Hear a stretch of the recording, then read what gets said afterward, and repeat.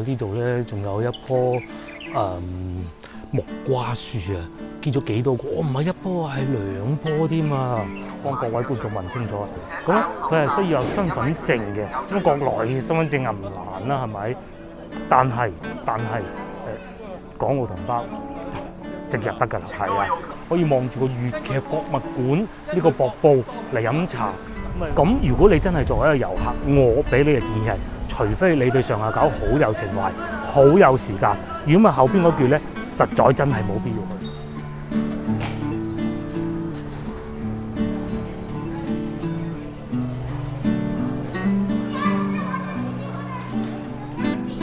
Hello， 各位觀眾大家好啊！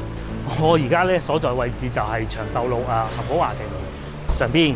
咁咧，又到每星期都至少會有一次嘅幫觀眾揾屋嘅環節啦。咁啊，出發之前咧，如果一直有留意我喺廣州拍攝嘅影片咧，即係唔係嗰啲去旅遊啊、去飲食嘅影片咧，知道啦，有啲小朋友咧全部已經要重新返學㗎啦。咁咧真係就已經叫回復正常啦，回復到3年半前嘅事情咁嘅。嗱，呢位觀眾要揾嘅地方咧，叫做寶慶新南約啊。咁喺地圖軟件上邊咧，我係揾到呢一個地方叫寶慶新南約。咁我相信應該就喺呢度啦。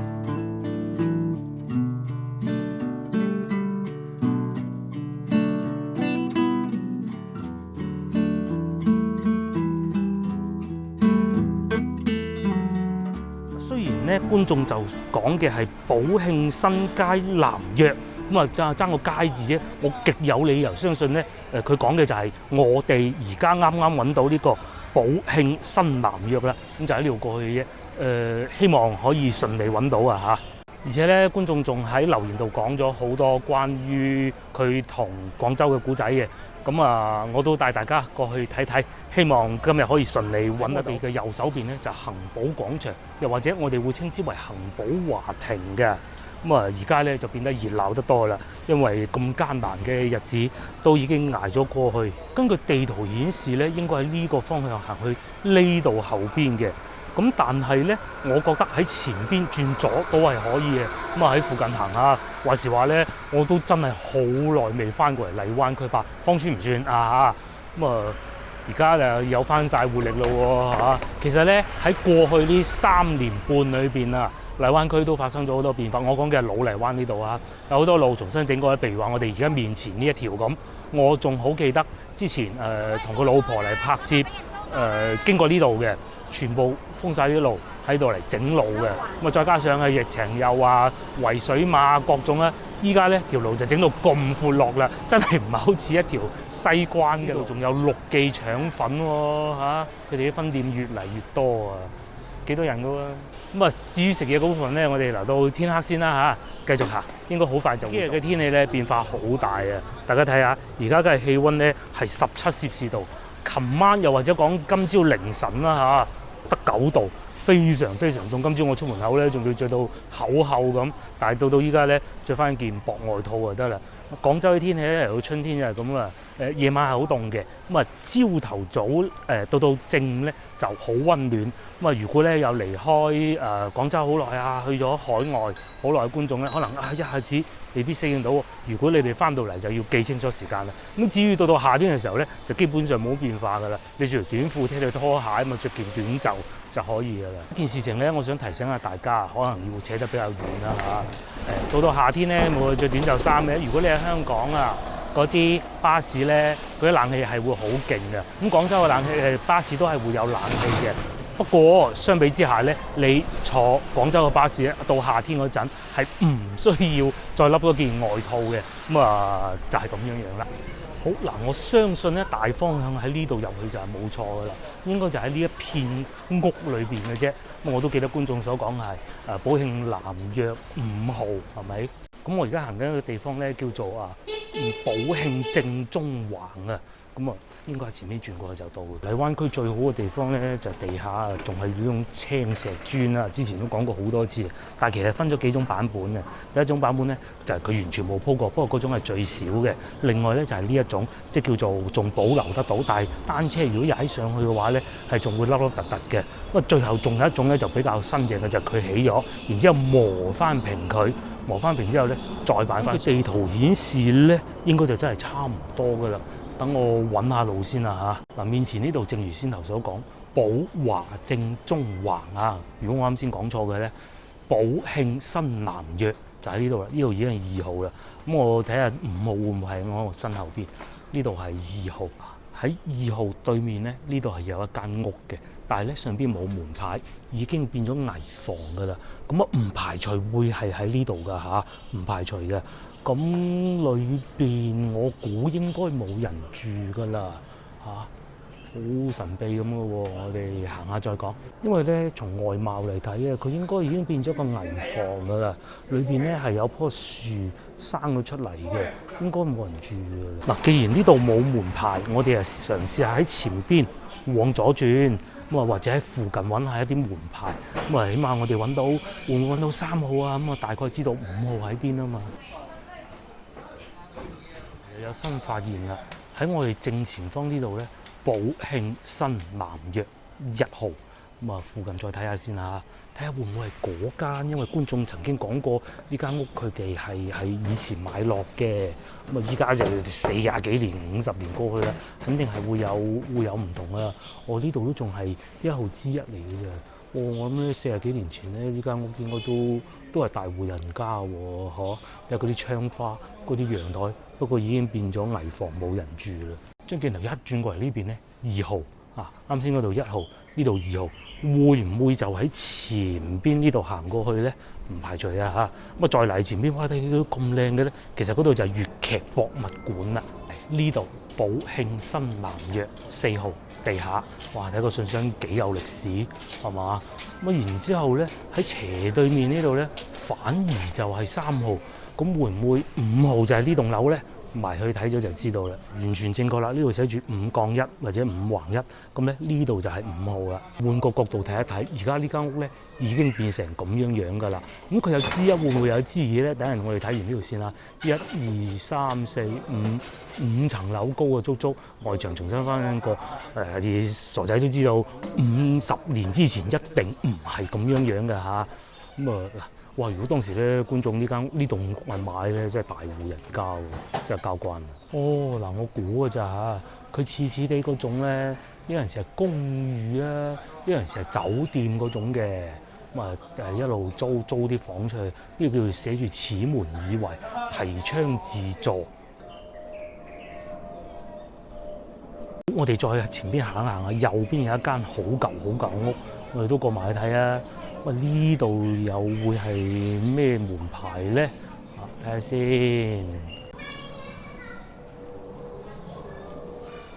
係咁嘅，呢度係7號之一。咁啊，呢度5號你基本上應該已經係錯唔得到㗎啦。換一個角度睇下，後邊呢棟咧有棟高樓大廈啊，新起嘅。咁啊，呢度其實附近咧已經變成一個旅遊區㗎啦。咁如果呢邊都係5號嘅話咧，呢邊就唔似啱先嗰種似公寓式㗎，係嘛？睇上去呢啲有防盜網，應該仲有人住㗎喎。哇！不單如此喎，呢度咧仲有一棵木瓜樹啊，結咗幾多個？唔係一棵，係2棵添啊！唔知木瓜樹有幾耐歷史咧？不過我諗應該係後邊種嘅啫。嗱，正前方咧就係啱先我哋經過嘅5號啦嚇。咁隔離咧原來仲有個公園仔嘅，呢度仲有一個叫荔灣區粵劇曲藝協會。我仲好記得咧，過去3年半咧，我曾經有一次喺度驗過核酸咧，就喺呢度啊，歷歷在目啊！如果對於一個遊客嚟講咧，呢一片區域咧，我哋都會稱之為永慶坊嘅。咁但係對於老廣州嚟講咧，其實通常都係唔會咁樣稱呼嘅。不過呢度咧係好得意嘅，有好多好似呢種舊屋，但係又未完全改造㗎啦。咁啊，亦都有一啲舊屋就已經改造咗㗎啦。呢度仲有一個公園仔啦，然之後下邊呢個樹下邊呢個花基嗰啲瓷磚彩磚幾有特色。通常咧，我哋去祖廟先至會見得到啊。廣州好多公園咧都唔會用呢一種噶啦。咁至於將鏡頭一轉過嚟呢邊咧，就應該係永慶坊或者粵劇博物館嘅其中一部分啦。好，咁啊希望我可以滿足到呢位觀眾嘅要求啦。咁啊，既然完成咗觀眾要求，我而家滿心歡喜。咁啊，又帶大家去行下永慶坊，行下粵劇博物館啦。其實我都帶大家嚟過好多次，不過正式一切回復正常咧，第一次。咁啊，因為之前咧未通關，好多觀眾都係唔知道永慶坊係乜嘢，唔知道粵劇博物館係乜嘢。既然都嚟到啦，就喺前面啫，就帶大家過去睇睇。就喺呢度啦。如果活着往事有疫情嗰陣嘅話咧，絕對冇咁多人嘅。喺呢度一步之遙就可以望到下邊嗰條船行去。其實而家都啱先有一條啦嚇，超級靚啊！左邊咧就係嗰條虹橋啊，喺嗰度落嚟咧咁啊驗核酸㗎啦，我記得以前。咁至於呢邊咧就係粵劇博物館嘅其中一部分。雖然我都係近呢3年半先至開始認識永慶坊，先至多咗嚟玩，但係呢3年以嚟咧，都係叫做點講啊？揾題材居多嘅啫。咁啊，到而家真正佢變翻旅遊區咧，又好似第一次喎嗱。通常咧，我哋會喺嗰個口入嚟㗎。咁啊，嗰度咧會比較接近行翻去恩寧路嗰個方向嘅。咁至於咧，呢度有粵劇博物館。咁啊，入去我就唔入去啦，都帶大家去門口望望點樣入去咧。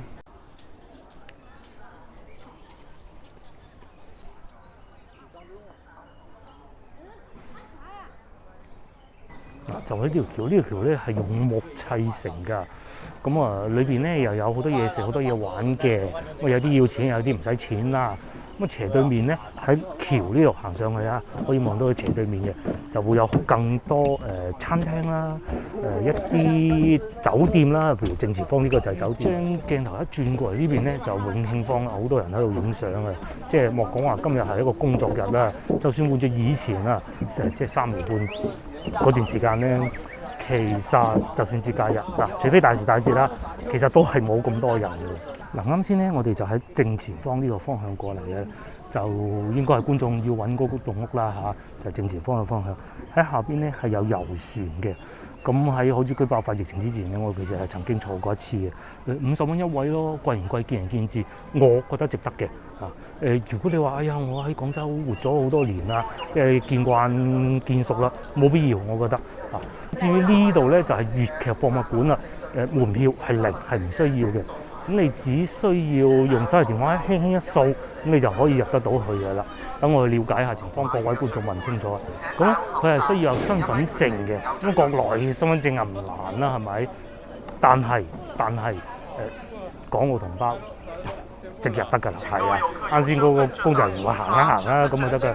換咗喺以前嘅話咧，你又掃呢樣碼嗰樣碼又係預約無他嘅，因為佢擔心人太多啊，係嘛？咁啊，時至今日梗係多啲人嚟睇宣揚啊粵劇文化係一件好事嚟嘅。老實講，今日我不必入去啦，裏邊咧超級好玩，又可以睇到粵劇啦，又可以睇到以前一啲有歷史嘅文物啦，各種嘅非常值得嚟一次。至於喺粵劇博物館隔離咧，其實仲係有一個餐廳㗎，但係我同個老婆就未試過。咁啊嗱，譬如話又喺呢個菊花羅漢果汁飲茶喎，9個9銀紙一杯喎，我係咪應該買一杯咧？哦，原來就係嗰兩杯啊！咁嗰兩杯啊，不必啦。粵有禮啊，有好多蘇芬啲人賣嘅，咁啊仲有嘢食嘅，佢哋呢度係有得飲茶嘅，朝頭早8點半，咁啊全天都有得飲茶食飯直落嘅。咁反而至於斜對面呢個咧，我入過去啦，我就覺得大可不必啦嚇。價值唔大，反而將鏡頭轉過嚟右手邊啊，呢度有個拳館嘅，係可以過去睇下。身後邊咧過去嗰條通道咧，其實就過去一啲餐廳啊、茶餐廳啊、各種啦嚇、快餐店啊咁啊，影相就幾好嘅。如果你話我都唔想食呢啲啊，想食啲西關味啊，嗰度係揾唔到，嗰邊揾唔到。嗱，行咗幾步我就見到咯，喂得喎嚇！嗱，以前我就未見過嘅，因為疫情期間乜都冇。原來咧，佢哋係咁樣飲茶㗎，正唔正啊？值唔值得嚟一次啊？啊，真係啊！哇，尤其咧，如果到節假日啊，嘿，呢度爆棚啊嚇，可以望住個粵劇博物館呢個瀑布嚟飲茶。咁啊，你話如果日日要飲咧，就冇必要啦。但係如果你係遊客，就真係幾好嘅。哇，勁啊！呢位先生原來仲喺度準備拍攝喎。大家有冇睇過呢位先生嘅抖音嘅影片啦？我成日都會睇嘅，幾好嗱。我哋繼續往前行，前邊咧就係我哋啱先所講啦，岑能岑師傅拳館。咁啊，如果要飲食嘅咧，就啱先嗰度啦嚇。但係如果要睇啲得意嘅咧，就係呢條街啦。嗱，呢邊啊仲好熱鬧添啊，都係嗰句，喂，大佬，今日工作日嚟啊，星期幾？星期三喎，啲人唔使翻工咁樣嚇。嗱，我上次嚟過嘅阿岑師傅嘅拳館咧，仲唔係啊，有好多嘢玩啊！而家門口全部都係人喎。哦，呢邊係畫畫嘅，咁啊呢邊咧係賣啲小食嘅，賣啲腸仔嘅。嗱，確實啦，比我以往嚟到嘅任何一次都要熱鬧嘅，都好多人喎。就算啊買條腸仔啊，食完會唔會打功夫叻啲啊？而且咧，我睇見啲腸仔唔係嗰啲好肥流嗰啲，唔知喺邊度買啲台灣腸啊，係嗰啲用熱石嚟整嗰啲腸仔啊。不過再嚟上邊有隻貓喎，嗱又發現一隻貓，佢哋係咪諗住入去咧練詠春功夫咧？識得打詠春嘅貓喎嚇。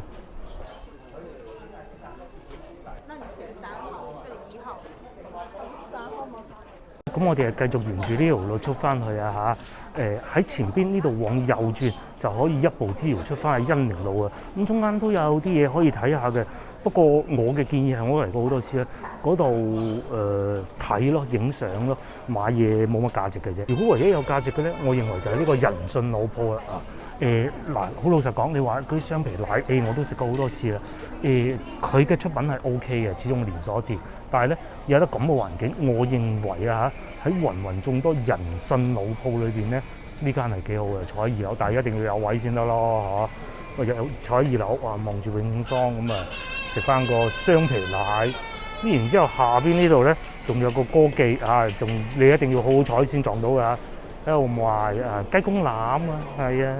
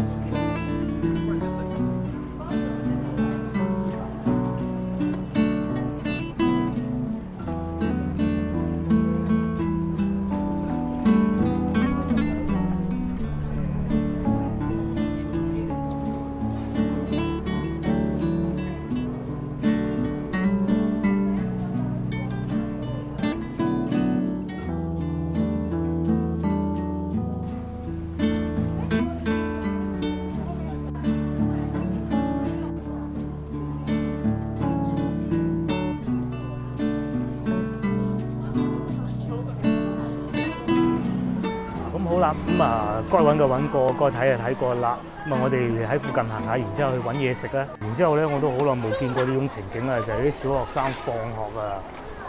半年啦，真係足足。上一次應該係喺朝天路小學見過一次嘅，之後真係未見過啦嚇。咁喺前邊咧，應該就係西關培正小學啦，希望我冇記錯啦嚇。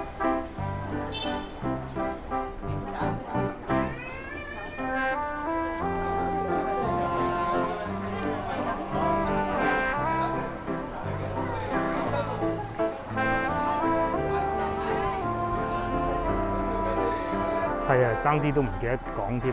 裏邊咧仲有叫李小龍祖居啊。行唔行啊，見仁見智啦。不過我覺得如果係唔使錢入到去嘅，也不妨嘅。至於隔離咧，就係啱先所講嘅學校啦，小學啊。嗱，啱先就見到啲小學生俾啲老師啊帶住行啦。而家咧又見翻啊學校門口咧排滿車喺度接受仔嘅情景啦。然之後咧，校長啊或者主任啦喺裏邊就猛嗌啦，乜嘢班出嚟啦咁。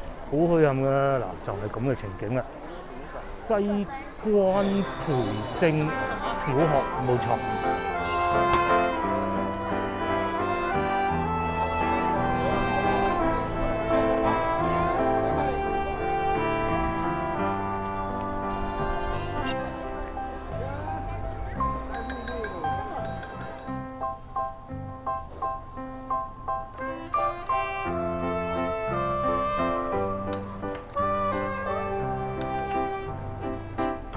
竟然咁難得遇到佢哋冇乜客人啊！我喺度食個麵啊，簡簡單單啦嚇。其實咧，我想試佢好耐嘅。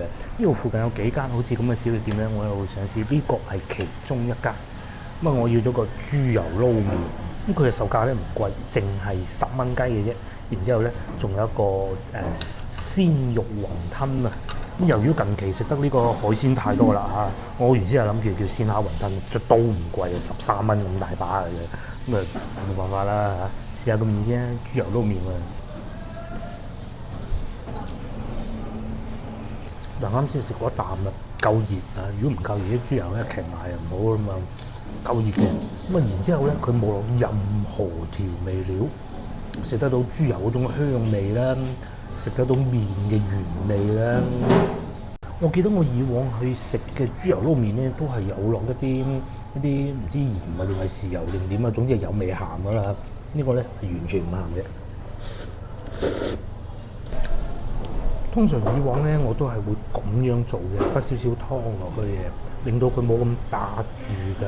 但係原來呢個麵咧其實係唔需要嘅。啱送上嚟我都擺咗隻特寫啊嘛，佢都冇話有打住嗰種感覺。呢個係要俾個 like 佢嘅，比較特別。即使我去到一啲好似做得比較好嘅老字號嘅雲吞麵檔啦嚇，基本上都會有呢個噶嘛。但係咧佢哋或多或少都會有啲打住嘅情況嘅。然之後咧喺呢個時候咧，你整隻雲吞啊！你西關嗰雲吞有咁大粒嘅，嗰啲肉咧幾鬼勁，唔似我哋去到順德食嗰啲炸雲吞咧，裏邊嗰粒肉咧只不過個配角嚟嘅。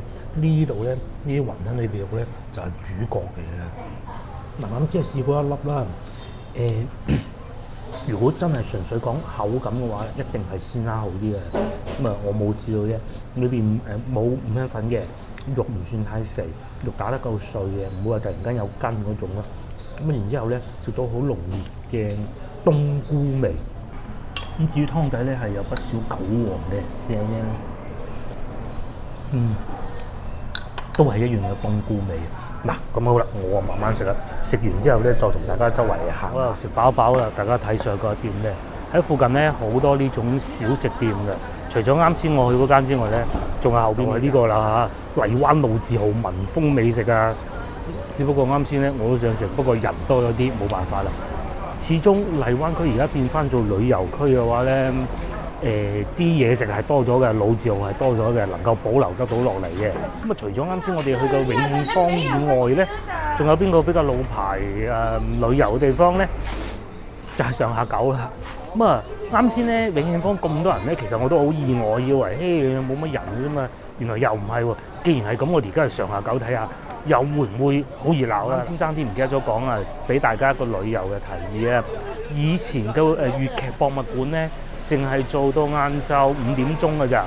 咁啊，時至今日咧，已經變成9點鐘先收工㗎啦。咁其實你係真係可以喺附近，好似大概呢個鐘數食少少嘢，又或者飲完下午茶就過去永慶坊。如果你中意夜晚黑過去又得，燈色靚好多㗎嘛。咁啊，如果你中意睇完粵劇博物館出到嚟，再行永慶坊影幾張相啊，然之後咧再過去食嘢。然後咧，你喺永慶坊裏邊啊，仲有得坐遊船㗎。咁啊，呢度咧一路就可以坐到去泮溪酒家嗰度㗎啦。嗱，我哋面前呢個位置咧，見到好多集市嘅，就係永慶坊咧坐遊船嘅地方啊！我啱啱食完嘢行過嚟，一步之遙就到得到㗎啦。如果你話哎呀，我唔中意食啱先嗰啲嘅喎，唔中意食小食喎，喺呢度行過去，仲有東湖酒家。咁啊，然之後過嚟呢邊有啲小集市啦。再嚟喺呢度行過嚟咧，仲有一啲小食啊，譬如話糖水鋪啊、雲吞麵咁。咁啊，繼續前邊咧仲有咖啡店添，仲可以買杯嘢飲啊，係啊。嗱，甚至乎啊，你中意食肯德基咧，隔離呢度仲有一間嘅，仲有呢個係特別版嚟嘅，佢個樣係咪唔同咧？嗱，呢個阿叔咧係着成咁樣啊！不甚至乎再唔夠喉咧，隔離仲有華輝拉腸添。佢呢個華輝拉腸鋪咧，亦都係特別版嚟㗎，唔同話平時嗰啲寫字樓樓下嗰啲㗎。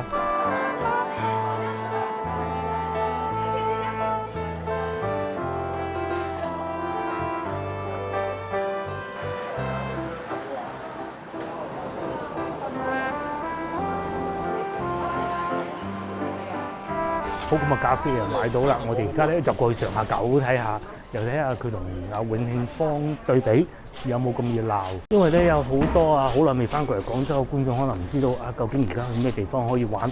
除咗飲食以外，仲有乜嘢地方可以玩？永慶坊就係其中一個㗎啦。究竟依家上下九又變成點咧？而家就過去睇睇啦。就喺前面。啱啱咧，我哋喺嗰度過嚟啦，永慶坊。咁嚟到呢個寶華路路口呢度咧，超級熱鬧。但係嗰種熱鬧法咧，又唔同我永慶坊嗰種嘅喎。嗱，現場炒河粉啦，俾架車遮住咗啊！現場炒河粉咧，仲有臭豆腐添。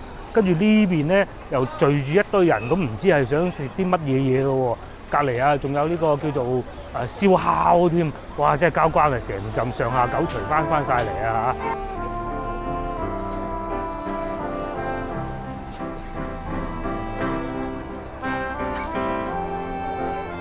我睇到啱先嗰檔啦，賣酸芒果啊，咁鬼多人圍住，而且大多數咧都係女仔。好，咁我哋開始進入上下九步行街呢段路咧，仲未係步行街嘅，呢個十號路嚟嘅啫。咁如果你哋翻到嚟廣州旅遊，咁想食啲老傳統嘅，第一個梗係陶陶居啦嚇。蓮香樓係好似係冇晚飯嘅，我唔係好記得，但係陶陶居100% 有。咁你喺嗰度食完之後，行過去永慶坊咧，大概就係5分鐘左右啦，非常方便嘅啫。咁如果你話好耐未翻過嚟，想宴請啲親朋戚友高端啲嘅，一定係陶陶居噶啦。咁如果你講到陶陶居咧，總唔能夠忘記呢個廣州酒家。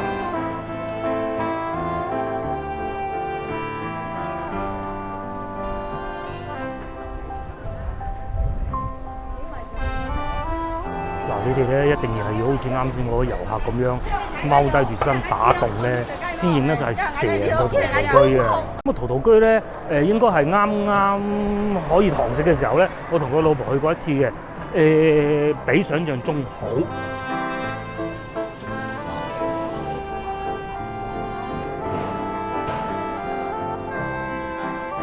嗱，你話如果有時候覺得喂陶陶居飲茶太貴錢喎。蓮香樓我同我老婆都係試過啦，出品夠地道，同埋情懷都有嘅，而且價錢一啲都唔貴嚇。朝頭早7點鐘就開檔噶啦，咁直落到6點4點噶喎嚇。嗱，我哋終於咧就嚟到呢個上下九步行街嘅入口啦。喂，比我想象中熱鬧喎！我都曾經試過同個老婆嚟過啦，嗰陣冷鬼清清嘅，好似日本仔打到嚟咁啊！而家好多餐廳咧，裏邊都有客人嘅。雖然你話同永慶坊嗰種玩法就梗係唔同噶啦，嗰度新潮好多嘅，咁但係呢度咧就以情懷居多嘅。咁但係我覺得大家如果嚟到呢度嘅話咧，我相信都唔會喺鋪頭賣嘢噶啦嚇，無非咧都係為咗去嗰2間老字號茶樓嘅啫。喂，蓮香樓加埋落去啦，3間老字號茶樓嘅啫。因為呢度如果 shopping 嘅話咧，通常都係呢一種嘅嚇，咁我諗大家應該都冇乜必要啦，嗬。真嘅真多人嘅嚇！平安大戲院又開翻啦，隔離賣呢個鞋啦。個平安大戲院開翻喎，睇下有咩電影啊！我都嚟睇過幾次嘅，睇下先。微信數碼進入，跟住咧就國產強檔有《滿江紅》啦，《流浪地球2》啦，同埋《交換名人生》啦，《無名》連《黑豹2》都有喎，黑豹2都有啊！淨係未見到嗰個港產片阿子華神嗰出嘅啫，可能未係時候上畫吧。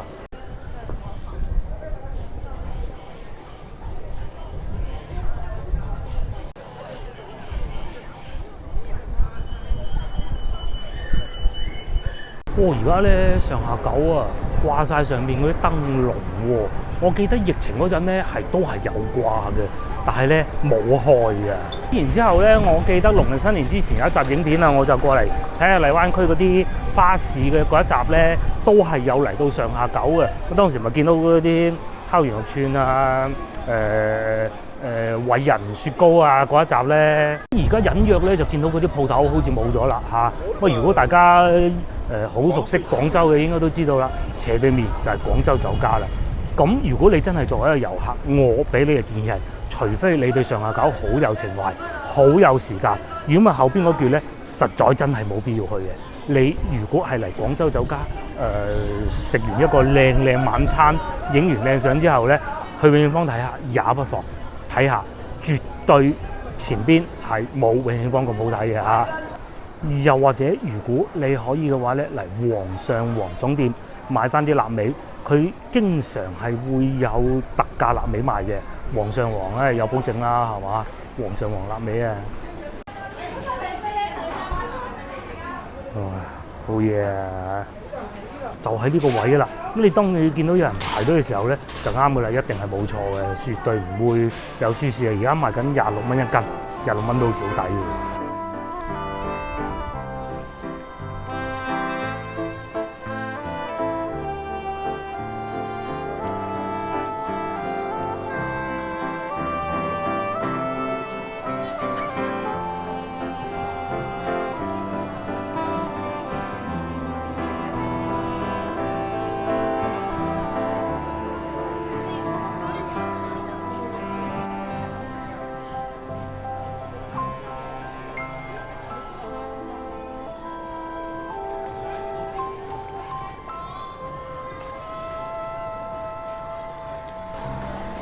好啦，今日嘅影片亦都到此為止啦。